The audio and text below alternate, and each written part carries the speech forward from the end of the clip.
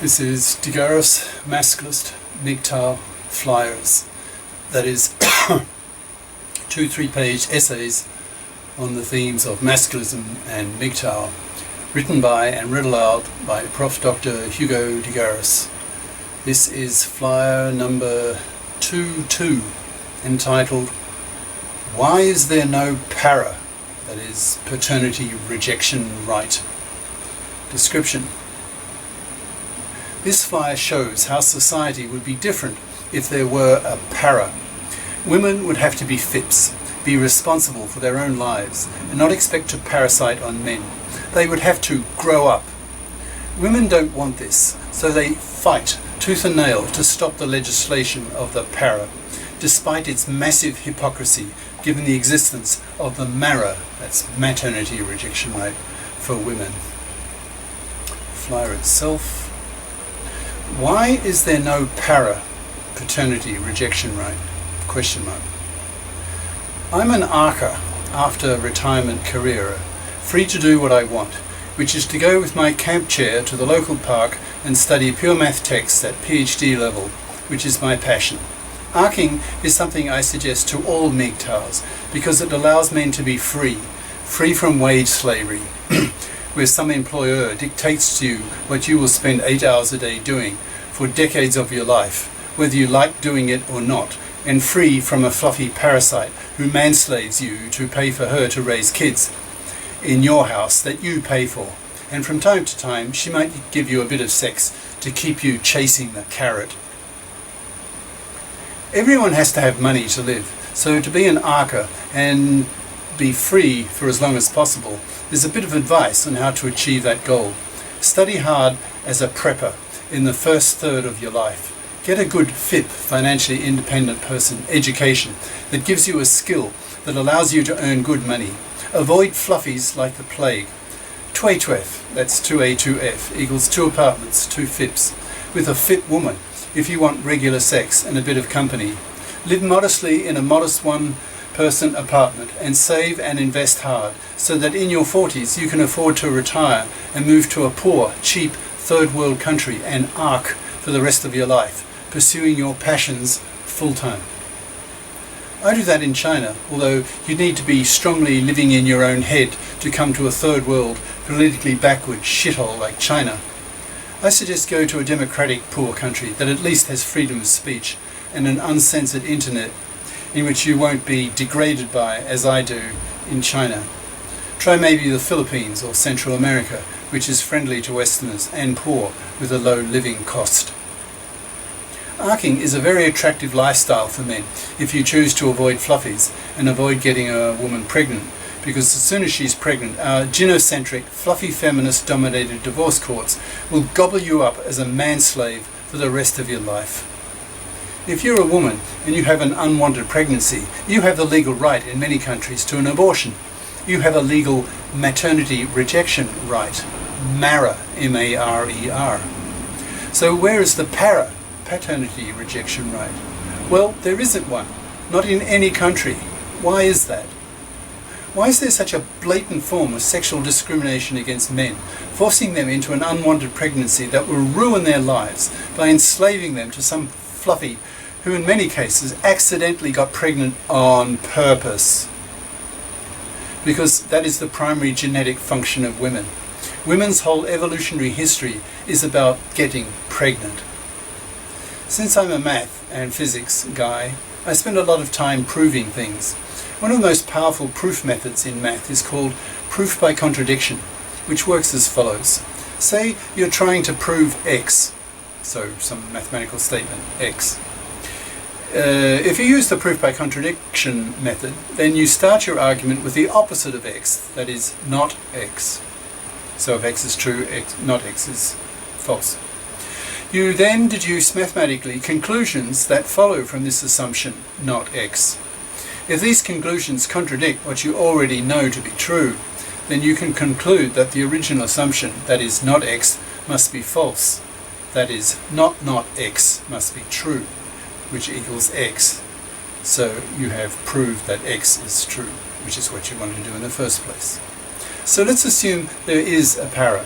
What are the consequences for women And how will those consequences compare with the reality of women's circumstances today? Will there be blatant contradictions? You bet. Here goes. A Fluffy's biological clock is ticking hard. She stops taking the pill and lies to her boyfriend about it, then announces she is pregnant. The boyfriend gives her the third degree and eventually gets her to confess she stopped taking the pill. The boyfriend flies into a rage saying, "You criminal fluffy bitch! Just because you want a kid, you try to rope me into paying for it. Well, fuck you, you criminal bitch. I'm so pissed off, I'm leaving you. I'll go straight to my local JP, Justice of the Peace, and fill in a paternity rejection form. If you go ahead with this pregnancy, the whole financial responsibility for the kid is yours. But you're a fluffy. You studied fluffy crap at university. You didn't shift your ass, so you don't earn good money the way I do. So if you don't abort, you'll have a kid who will grow up as poor as you are, you stupid cunt. Go rot in hell." What you did was criminal and has cost you your boyfriend. I'm debating whether to prosecute you. But how would I prove it? It would be my word against yours. So have a nice life, you criminal fluffy bitch. Good riddance. Now, multiply this story by millions over the whole population of a large country. Imagine a similar story happening millions of times. What changes would occur if men had the PARER? Women would be under much greater pressure to be FIPs, because knowing that they can't manslave a man by getting pregnant, they'll have to pay their own way and pay for the kid on their own. So these women would have to shift their fat, lazy asses and become FIPs. That would mean that they would have to study FIP subjects at high school and university. 16-year-old women would be telling themselves, "I don't like math and the sciences. I want to study the easier subjects that my masculist boyfriend calls fluffy crap, like history, languages, literature, etc. But if I do that, then with so many millions of men going MGTOW and masculist, refusing to have relationships with fluffies, I won't get a man. I'll belong to that army of women who are manless. So I don't want to become a fluffy. I want to have a man. I really want to have babies. So I will have to become a FIP or I'll be manless. So I'll have to bite the bullet. I'll have to toughen up and woman up and study the tough stuff so I can study the same tough stuff FIP majors at university in the professions and the techs so I can earn good money, so I can have my own baby on my own and pay for with my own money if necessary. But if I study fluffy crap, my chances of getting a man and a baby are low. That's scary. So I'll bite the bullet. I'll toughen up. I'll be FIP. I'll be an adult. I'll take responsibility for my own life and not expect to be able to parasite on some man the way my mother did. Now she's divorced, old, fat, fuckless, and bitter that no man will date her. She has only herself to blame. My father calls her the fat, fluffy bitch. Now, contrast the attitudes of that 16-year-old woman with those of millions of women today. Most women still expect men to pay for them, even feminists, which is why masculists label such feminists fluffy feminists, to emphasize the hypocrisy of such feminists who want equal rights for women but not equal obligations for women, namely pulling their weight financially and getting a FIP education so that they do not parasite on a man. The contrast is black and white, a real contradiction. If there were a PARER, then women would have to grow up and become responsible, adult-minded FIPs.